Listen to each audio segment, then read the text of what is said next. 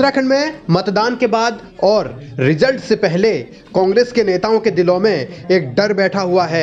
बड़े नेता भी सहमे हुए हैं। सवाल और आशंकाएं उनके मन में हिलोरे ले रही हैं और डर भी इस तरह का है कि अब बड़े बड़े नेता जो बड़े बड़े दावे कर रहे हैं वो भी अपने कार्यकर्ताओं को अलर्ट रहने की नसीहत दे रहे हैं। इन डरे और सहमे हुए नेताओं में हरीश रावत भी हैं।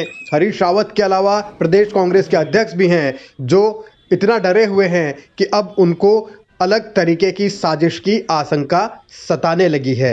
यही वजह है कि हरीश रावत जो पूर्व मुख्यमंत्री हैं, भले ही वो 48 से ज़्यादा सीटें जीतने की बातें कर रहे हों, लेकिन उनको इस बात का डर सता रहा है, इस बात की आशंका है कि भारतीय जनता पार्टी ईवीएम यानी इलेक्ट्रॉनिक वोटिंग मशीन में गड़बड़ी कर सकती है। इसीलिए हरीश रावत ने कार्यकर्ताओं से सावधान रहने की अपील की है, अलर्ट रहने को कहा है। ईवीएम की निगरानी करने की भी उन्होंने कार्यकर्ताओं से गुजारिश की है। कुछ इसी तरीके की गुजारिश प्रदेश अध्यक्ष गणेश गोदियाल ने भी की है। उनका भी ये मानना है कि सभी जिला अध्यक्ष और मतगणना स्थलों के बाहर की निगरानी करें और जो उम्मीदवार है वो भी निगरानी करें। तो कांग्रेस के इस डर को समझा जा सकता है कि किस तरीके से रिजल्ट भले ही ना आया हो, नतीजे भले ही ईवीएम में कैद हों, लेकिन कांग्रेसियों को लग रहा है कि अभी भी कहीं साजिश हो सकती है, क्योंकि कांग्रेस के नेता पहले ही ये दावा कर चुके हैं कि वो जीत चुके हैं। लेकिन इस डर की क्या वजह है, अब ये समझ से फिलहाल सबके परे है।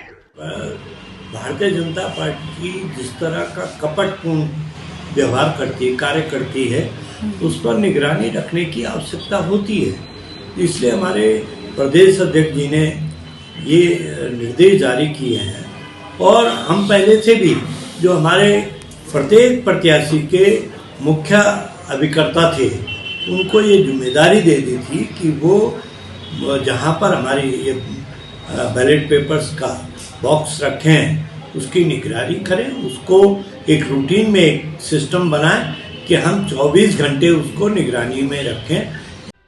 ईवीएम की निगरानी के लिए कांग्रेस की ओर से कार्यकर्ताओं की ड्यूटी लगा दी गई है। कांग्रेस नेताओं का ये दावा है कि 24 घंटे स्ट्रांग रूम के बाहर कार्यकर्ता रहेंगे और वो निगरानी करेंगे कि ईवीएम के साथ कोई छेड़छाड़ न हो। लेकिन 14 फरवरी को मतदाताओं ने लंबी लंबी कतारों में खड़े होकर मतदान किया है, अपने वोट की ताकत का इस्तेमाल किया है। फैसला 10 मार्च को आना है, लेकिन उससे पहले बयानबाजी हावी। इस भारतीय जनता पार्टी पर भरोसा नहीं है, इसकी कार्यनीति पर भरोसा नहीं है।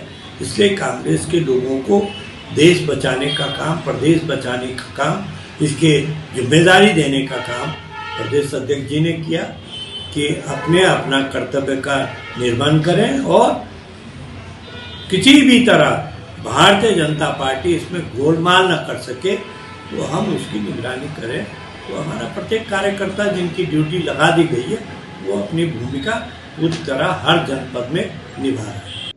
ईवीएम को लेकर उत्तराखंड ही नहीं बल्कि देश के दूसरे राज्यों में भी पहले भी कई दफा सियासत हो चुकी है, सवाल उठते रहे हैं। लेकिन इस बार तो उत्तराखंड में कांग्रेस ये दावा कर रही है कि जो भी रिपोर्ट्स आ रही हैं उनके मुताबिक उनकी ही बहुमत वाली सरकार बन रही है। इसके बाद भी जब वोटिंग हुई है और उसके 3-4 दिन के बाद कांग्रेस के नेताओं को ईवीएम से छेड़छाड़ की आशंका सता रही है। भारतीय जनता पार्टी पर यह आरोप लगा रहे हैं कि बीजेपी वाले छेड़छाड़ कर सकते हैं। तो ये किस तरीके की सियासत है, ये किस तरीके का डर है, ये समझ पाना फिलहाल मुश्किल है। लेकिन सियासत एक नई दिशा की ओर तो बढ़ ही गई है।